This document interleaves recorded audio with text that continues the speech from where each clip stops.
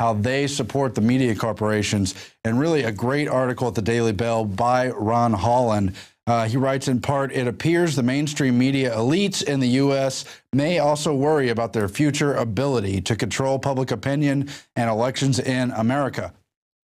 In the last week, we have seen MSNBC on the left purge Pat Buchanan from the network and Fox News on the right eliminate Judge Andrew Napolitano's Freedom Watch after both expressed opinions and views that threaten the political institutions, control, and goals of the power elite. The first question asked must be, why now rather than later, as after all, both men have expressed their anti-establishment views for years without repression.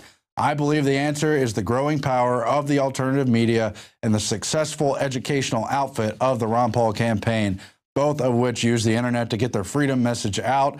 The establishment media primarily exists to defend the establishment. The growing readership of alternative news and opinion sites are making their job increasingly difficult.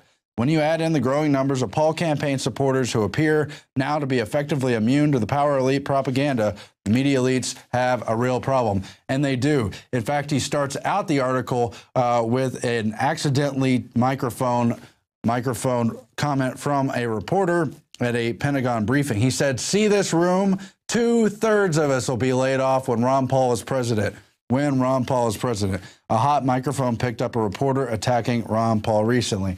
Just totally bombshell. They know they're under threat. They know they're propping up all these lies, but it's totally a Humpty Dumpty situation. They can't put the pieces back together again. And that's what's so encouraging about Ron Paul. Not that it's one man. You're not going to have one man get in the president and fix everything magically. First, you got to fire all those advisors. You got to convince the Senate and the Congress to stop taking those bribes. All kinds of other reforms have to happen. There isn't a silver magic bullet. But what's even more significant than the electability is the mass of groundswell support for Ron Paul.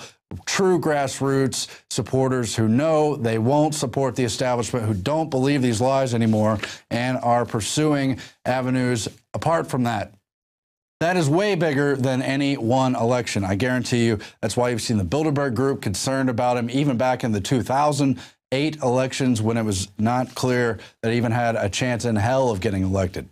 And in fact, he goes on here. I just want to read more because this is such a great article. The 2012 election really is different, writes Ron Holland. He says, this election will not be different because of the defeat of Barack Obama or the election of Romney, Santorum, or Gingrich. That will not change the direction of the nation. The banks will still get bailed out. The federal budget will not be balanced, and our national debt will continue to grow. The neocons will still determine foreign policy, and the Federal Reserve will continue to create money out of nothing for a few special interests. I believe, however, the 2012 presidential election will be the final death rattle for the American political, financial, and media establishment and their ability to control the voting through the news and opinions used to create public opinion. And yes, they do create public opinion. They've been doing it since the days of Walter Lippmann, Edward Bernays, Ivy Lee, and all those other propagandists who learned to brand the hated Rockefellers and make them suddenly philanthropists, who used their skills to fool the public into supporting Hitler and other dictators. These are the people who branded PR campaigns that we now see today, all the paid propaganda news, the propaganda placement, as Alex calls it. Those walls are coming down. That's what's happened through the internet. And they can control the internet. But can you put the genie back in the bottle? Can you stop the awakening that's already happened? No, I don't think so. And we need to have strength in that fact as we move forward, whatever happens with the Ron Paul campaign. Moving on, ethicists argue killing newborn babies should be allowed. I mean, just absolutely devastatingly horrible. I don't know how they put the stuff on paper. Speaking of Hitler, it just blows away the things he did, really, that they would put it on paper that this is okay to carry out infanticide up to the years 2 and 3. And this is a Paul Joseph Watson report about the shocking reminder that eugenicist beliefs still underpin the medical establishment. And he's got how so-called bioethicists, it's always just a cover name to make them sound friendly when they're horrible. Alberto Giuliani of Monash University in Melbourne and Francesca Minerva at the Center for Applied Philosophy and Public Ethics at the University of Melbourne say it's okay to kill a baby even after it's born, arguing that both fetuses and newborns do not have the same moral status as actual persons. Oh, first, it's a fetus doesn't have the right to life and abortion's okay. They sold us on that ever since Roe versus Wade in the 70s. Now it's somehow newborns. They don't have personhood once they're already born, breathing out in the air apart from the mother's womb. How could they put this on paper? I don't know. I really don't know. And they say this doesn't have to do with cases where the fetus's health is an issue or where the newborn's health is an issue, which is already a tainted debate in Hobson's choice. But they say it's the fact that both are potential persons that's morally irrelevant. In fact, adoption may not be reasonable for some parents, and they should be allowed to kill newborns. I can't believe what's in this report. I don't even know if I could be articulate on it. It's just disgusting. And they go on to discuss how there's already cases on paper where you don't have a right to life, and so now that needs to extend to newborns. And they bring up embryo stem cells. They bring up fetuses where abortion is permitted, and where capital punishment is legal. Now, I think there's problems with capital punishment, mainly because they put so many innocent people in prison because the system's so corrupt. Of course, murderers do deserve punishment. You know, the Old Testament talks about eye for an eye. Jesus refutes that. That's a whole moral code thing. People could debate on a larger issue, but you can't say newborns are equal to criminals who have been convicted of a crime and are put to death. I mean, that's a totally different issue. You can argue the embryonic stem cells. You can argue the abortion thing. That has nothing to do with newborns, and it's just more hatred for the family. I'm not going to continue to rant on that. You can form your own opinion. I'm not here trying to give it to you, but I just get so upset when I see the same agenda being pushed for more than 100 years.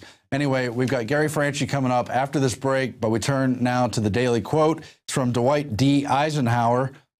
I think that people want peace so much that one day government had better get out of their way and let them have it. One day they better let them have in peace. Of course, Eisenhower's become more famous for his quotes warning against the military-industrial complex. Also in that speech, warning against the scientific elite who are going to take over this country and against the technocratic scientific dictatorship that had already emerged and threatened his own presidency. More famous for that stuff than for his heroic general status in World War II and for his presidency itself. And why? Why did he warn about the military-industrial complex? Why did he warn that the governments had better let people have the peace they seek?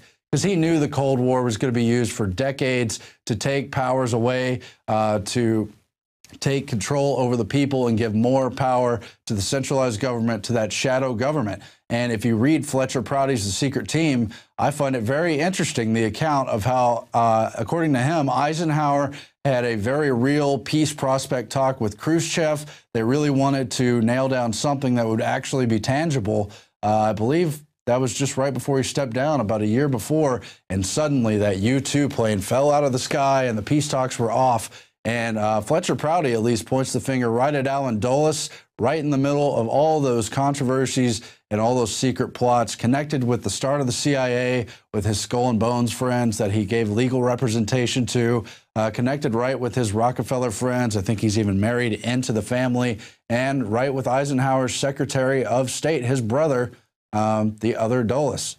And so that's very interesting that Eisenhower warned against that military-industrial complex, that they wouldn't let us have peace because of that U-2 spy plane thing that perhaps he couldn't speak out about directly at the time, but understood. Then we saw it happen only a few years later with Kennedy. Think about it. Just think about it. And it was Kennedy who said, if you don't allow peaceful revolution when it's inevitable, that you're going to get the other kind of revolution, the kind we don't want to see. We're here with an internet information-based war, and hopefully we can bring things in that way. There's been a lot of hopeful progress just in the power of people to awaken to this false system, and we've been heard. We'll see what happens from here. We'll be back after this on the INFOWARS Nightly News. Don't forget to consider subscribing to PrisonPlanet.tv, helping us reach even more people with this important message and helping get the word out in general about the topics we cover here. Thanks for watching, and we'll be back in a moment.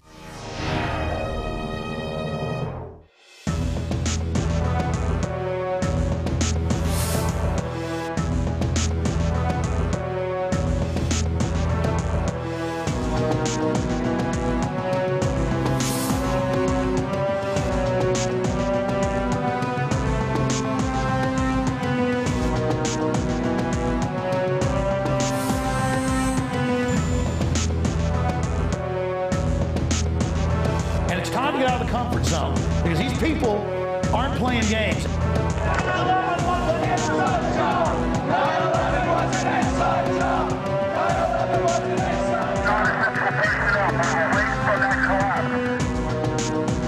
We're going to organize. Humanity's going to come together. We are swinging muskets here, toe-to-toe with the globalists. They're bloodied. We're bloodied. It is absolute, total war.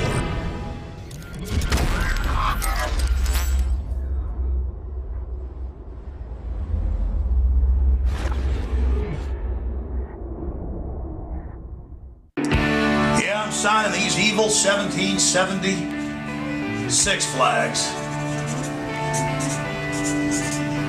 Doesn't get any more out of control than that, ladies and gentlemen. It's pretty un-American what we're doing here at INFOWARS.com. I mean, not only are we promoting liberty, but we're selling 1776 flags. Now that is Al-Qaeda.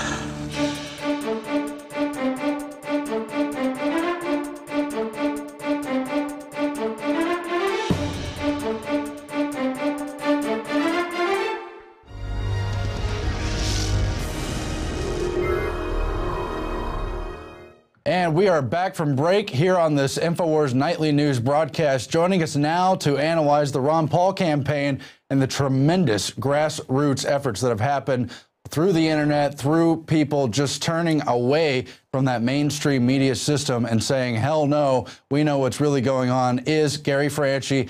He also leads the Revolution PAC. Thanks for joining us, Gary.